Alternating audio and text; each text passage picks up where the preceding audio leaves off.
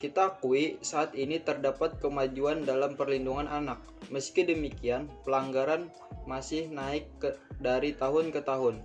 Komisi Perlindungan Anak Indonesia atau KPAI mencatat pada 2015 ada 4.309 kasus dan pada 2016 ada 4.620 kasus. Kasus bullying atau perundangan di satuan pendidikan juga marak. Baru-baru ini terjadi kasus perundangan berbau rasisme di SD Negeri Pekayon, Jakarta Timur.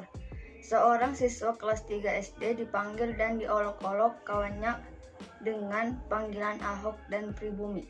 Kepala Bidang Sekolah Dasar Dinas Pendidikan DKI Jakarta, Kanti Herawati, membenarkan hal tersebut. Menurutnya kasus tersebut sudah ditangani oleh polisi.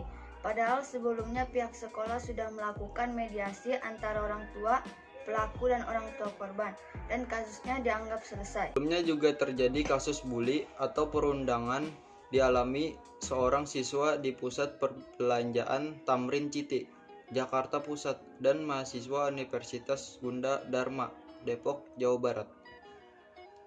Baik kepolisian maupun pihak kampus telah menindak para pelaku perundangan itu. Untuk kasus bully siswa di Tamrin Citi kini ditangani kepolisian, sedangkan perundangan mahasiswa ditangani pihak Gunda Dharma. Kementerian Pemberdayaan Perempuan dan Perlindungan Anak juga menyebutkan kekerasan terhadap anak di lingkungan sekolah yang sering terjadi adalah corporal punishment atau hukuman kekerasan dari guru, dan bullying.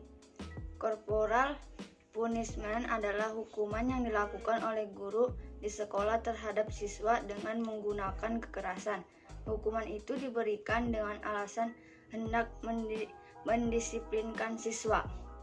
Misalnya, guru kadang memukul tangan dengan penggaris, menjambak rambut karena terlalu panjang, atau menyuruh push up karena terlambat.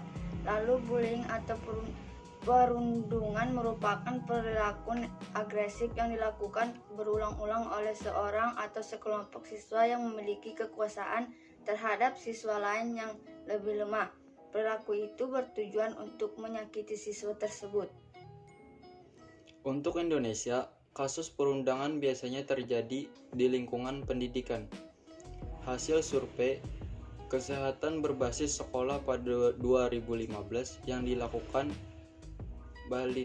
Balitbang Kesehatan pada 5.090 siswa laki-laki dan 6.020 siswa perempuan di 75 sekolah di 26 provinsi di 68 kabupaten atau kota, menunjukkan bahwa 19,9% siswa laki-laki dan 7,5% siswa perempuan pernah mengalami kekerasan dari gurunya. Ditemukan sebanyak 20,6% siswa tersebut pernah mengalami perundungan.